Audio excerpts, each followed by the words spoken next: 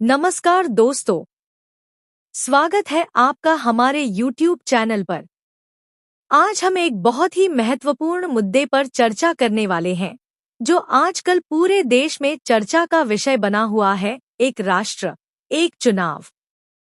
यह मुद्दा हमारे देश के लोकतांत्रिक ढांचे को कैसे प्रभावित कर सकता है, इसके क्या फायदे हो सकते हैं और क्या चुनौतियां सामने आ सकती हैं, इस पर हम विस्तार से बात करेंगे। एक राष्ट्र, एक चुनाव का मतलब है कि देश भर में लोकसभा और विधानसभा के चुनाव एक ही समय पर कराए जाएं। वर्तमान समय में भारत में हर राज्य का चुनाव अलग अलग समय पर होता है, जिससे देश में लगभग हर साल या 2 साल में कहीं न कहीं चुनाव होते रहते हैं। ऐसे में एक राष्ट्र, एक चुनाव का उद्देश्य यह है कि सभी चुनावों को एक ही समय पर कराने से देश भर में चुनावी प्रक्रिया को सुव्यवस्थित किया जा सके। एक राष्ट्र, एक चुनाव का इतिहास। अब बात करते हैं इसके इतिहास की। दरअसल, एक राष्ट्र, एक चुनाव का विचार कोई नया नहीं है। आजादी के बाद 1952 से लेकर 1967 तक भारत में लोकसभा और विधानसभा चुनाव एक साथ कराए जाते थे। यह उस समय एक सामान्य प्रक्रिया थी और इससे प्रशासनिक कार्यों में भी सुगमता रहती थी। लेकिन 1967 के बाद राज्यों में अस्थिर सरकारों के कारण यह सिलसिला टूट गया। कई राज्यों में सरकारें अपना कार्यकाल पूरा नहीं कर पाईं और मध्यावधि चुनाव कराने पड़े। इसके बाद से लोकसभा और विधानसभा चुनावों के समय में असमानता बढ़ती चली गई। इस योजना के पीछे सरकार की सोच। सरकार का कहना है कि एक राष्ट्र, एक चुनाव से चुनावी खर्चों में कमी आएगी और प्रशासनिक बोझ भी कम होगा। चुनाव के दौरान विभिन्न सरकारी विभागों को बड़े पैमाने पर संसाधन और समय देना पड़ता है, जिससे सरकार के विकास कार्य प्रभावित होते हैं। अगर एक साथ चुनाव होंगे, तो सरकारें बिना किसी बाधा के पूरे 5 साल काम कर सकेंगी। इससे प्रशासनिक स्थिरता भी बनी रहेगी और लोकसभा और विधानसभा के चुनावों को एक साथ आयोजित करना लोकतांत्रिक प्रक्रिया को भी मजबूत करेगा। इस योजना के फायदे। 1. खर्चों में कमी। चुनाव कराना एक महंगी प्रक्रिया है। हर बार चुनाव के दौरान सुरक्षा, प्रचार, प्रशासनिक व्यवस्था आदि में भारी खर्च होता है।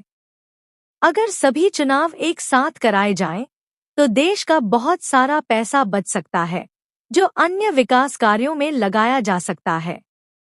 2. सरकार की निरंतरता। चुनाव के दौरान आदर्श आचार संहिता लागू हो जाती है, जिससे सरकार के कामकाज में रुकावट आती है।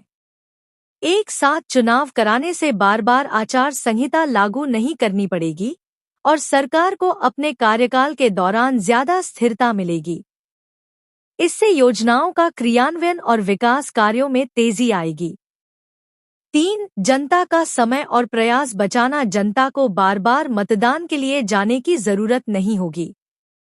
एक बार में ही सभी चुनाव निपट जाएंगे, जिससे जनता के समय और संसाधनों की भी बचत होगी। 4. चुनाव आयोग का काम कम होगा। चुनाव आयोग को भी हर बार चुनाव कराने में भारी मेहनत करनी पड़ती है।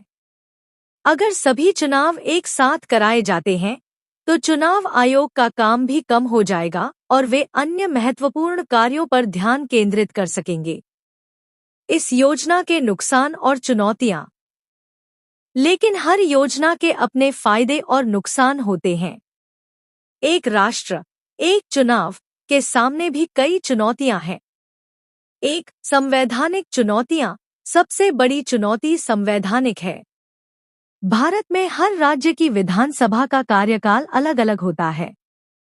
अगर किसी राज्य की सरकार समय से पहले गिर जाती है, तो क्या किया जाएगा?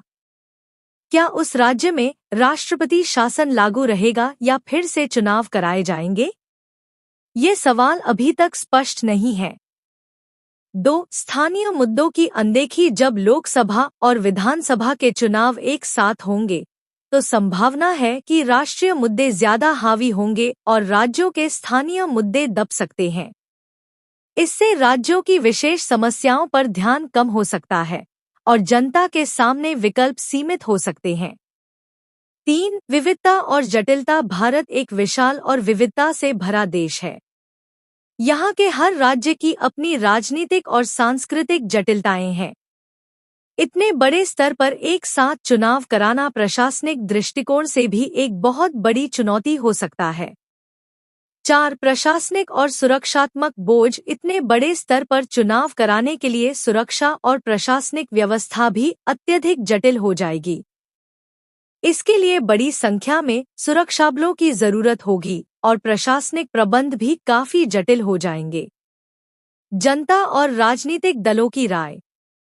एक राष्ट्र, एक चुनाव के प्रस्ताव पर राजनीतिक दलों की राय बंटी हुई है। कुछ राजनीतिक दल इस योजना का समर्थन कर रहे हैं क्योंकि उनका मानना है कि इससे चुनावी खर्चों में कमी आएगी और लोकतंत्र की प्रक्रियाएं और मजबूत होंगी।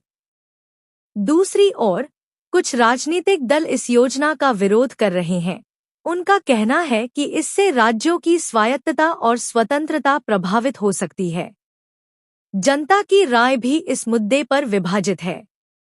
कुछ लोग इसे सकारात्मक बदलाव मानते हैं, जबकि कुछ को लगता है कि इतने बड़े पैमाने पर एक साथ चुनाव कराना व्यावहारिक नहीं है। निष्कर्ष। तो दोस्तों, एक राष्ट्र, एक चुनाव एक ऐसा मुद्दा है जिस पर गहन विचार विमर्श और विमर्श की जरूरत है। यह एक महत्वाकांक्षी योजना है जो अगर सही तरीके से लागू की जाए तो इससे देश को कई फायदे हो सकते हैं। लेकिन इसे लागू करने से पहले हमें इसकी संवैधानिक और प्रशासनिक चुनौतियों को भी ध्यान में रखना होगा। आपका क्या मानना है? क्या एक राष्ट्र, एक चुनाव देश के लिए एक सही कदम है?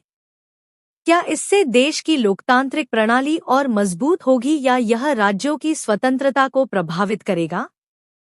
नीचे कमेंट में अपनी राय जरूर दें और इस महत्वपूर्ण मुद्दे पर अपने विचार हमारे साथ साझा करें।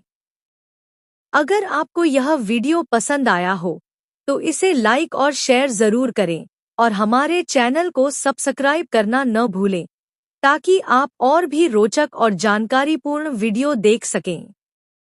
धन्यवाद।